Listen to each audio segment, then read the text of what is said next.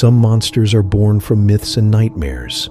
Some are born from desperation, and some wear the faces of neighbors, mothers, sisters, people you thought you could trust. My grandfather only told this story once, and after that night, he never spoke of it again. Leningrad, September 1941. The Germans surrounded the city, cutting off all roads. No one could get in. No one could get out. At first, people thought they could outlast the siege. Then the food ran out. Winter came. The streets filled with bodies frozen in unnatural poses. Their fingers curled. Their lips blue. Their stomachs shrunken into themselves. By the end of the first year, over 100,000 people were dead. By the second, they stopped counting. My grandfather was 6 years old when the hunger began. He lived in a small apartment with his mother, Zenaida, and his 2 older sisters. At first they had ration cards, but soon the rations became smaller. Then they stopped coming at all. Some nights he was lucky to get a crust of stale bread. Other nights he went to bed with his stomach twisting in pain. The city was silent now, the kind of silence that only comes when an entire city is dying at the same time. People disappeared one by one. At first, they thought it was the cold, the disease, the bombs. Then they started hearing the rumors. People weren't just dying anymore. People were being eaten. It was the dead of night when my grandfather woke up. At first, he didn't know why. Then, a scream, sharp, desperate, cut short too soon. Then another. This time, a voice pleading for help. Then, silence. His mother sat up in bed, eyes wide, listening. Another sound, wet and sickening. Something being torn, something being eaten. Zenaida got out of bed. She turned to my grandfather and his sisters, her face pale. "Lock the door. Do not open it." And then she stepped into the hallway. The hallway was cold and dark. Zenaida's breath hung in the air, visible in the dim light. She followed the sound. The door to the neighbor's apartment was open, just slightly. She stepped closer. Her hands trembled as she reached out, pushed it open, and then she saw it, a severed hand lying in a pool of blood, a stench so thick it made her gag. And from the darkness deeper inside the apartment, a wet, disgusting chewing sound. Zenaida staggered back. A shadow moved. Something in the darkness was eating, and it wasn't stopping. The chewing didn't stop. The wet, ripping sounds filled the air, slow, deliberate. Like whoever was eating was in no hurry at all. Zenaida's legs finally obeyed her. She spun around and ran, heart hammering in her chest. She didn't stop until she was at her own door, pounding on it with both fists. "Open up!"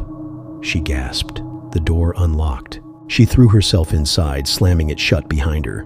She pressed her back against it, panting, shaking. The children stared at her. Their mother, always strong, always fearless, was terrified. Zenaida swallowed hard. She finally found her voice, and what she told them made my grandfather crawl under the bed and hide. Zenaida's voice shook as she spoke. On the floor, in a pool of blood, there was a severed hand. The room felt colder. Her daughters sat rigid, staring at her, their faces pale. My grandfather, just 6 years old, crawled under the bed shaking. There was a smell, she whispered. A smell of iron, rot, death. And inside, in the dark, I heard. She stopped. She couldn't finish. She didn't have to, because they all knew. Something inside that apartment was eating, and it was still hungry. Zenaida barricaded the door. They waited for screams, for footsteps, for something.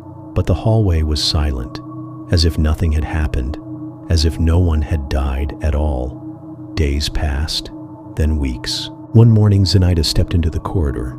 The door to the second apartment, the one with the severed hand, was now closed, like nothing had ever happened. But the door to the third apartment was open, and inside, there were only bones. The bodies in the third apartment weren't really bodies anymore. They were picked clean, stripped down to bone and sinew, their skulls lying hollow and silent in the dim light. Zenaida staggered back, bile rising in her throat. She turned, ready to run. Then she saw it. The door to the fourth apartment creaked open. A woman stepped out. Her face was full, her cheeks round, too round. Unlike the rest of the city, she wasn't starving. She smiled. "Hello," she said, and from the dark behind her, her sister stepped out, clutching a massive axe. Zenaida took a step back. The axe glinted in the dim light. The second woman crept closer, her eyes dark with hunger. There was nowhere to run. No windows, no exits, just a long, empty corridor and two smiling cannibals blocking her way. Zenaida's breath shook. She turned her head, looking over her shoulder, and froze.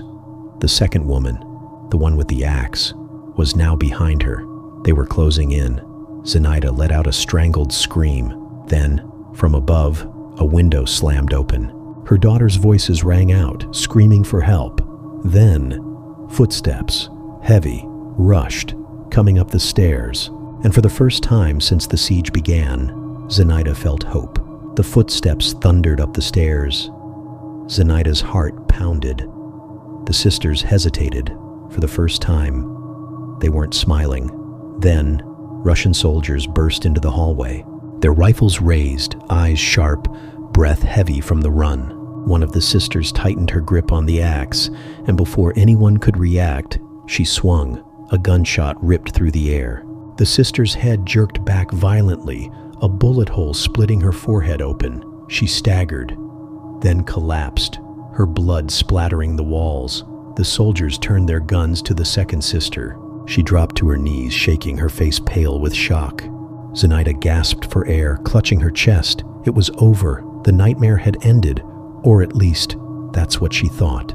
The hallway stank of blood. Zenaida leaned against the wall, her legs weak. The soldiers moved quickly, checking the other apartments.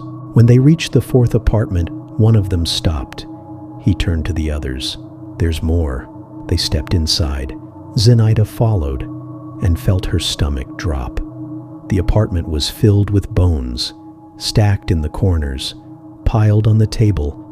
Some still had bits of flesh hanging from them. And in the center of the room, a large pot sat over a dead fire. Inside, floating in cloudy water, were human fingers. Zenaida staggered back, gagging. The remaining sister knelt in the hallway, staring blankly at the floor. The soldiers stepped behind her, raising their rifles. She didn't move, didn't plead. She just closed her eyes. A shot rang out. She collapsed, face down on the bloody floor. The soldiers lowered their weapons. It was over, really over. And for the first time in 2 years, Zenaida allowed herself to believe she had survived. The siege lasted another year. The city remained a graveyard, filled with the dead and the dying, but food slowly returned. The Russian army pushed back the Germans, opening a narrow supply route. Zenaida and her children lived to see the end. They left Leningrad as soon as they could, carrying nothing but memories too heavy to bear. My grandfather never spoke of it again. Not the starvation, not the screams in the night, not the sisters, not the pot of floating fingers. But sometimes, when he thought no one was looking, I saw him staring at his plate, like he still wasn't sure if the meal in front of him was really food. Like some part of him still lived in that city, still hungry, still afraid, still listening for the sound of teeth tearing through flesh in the dark.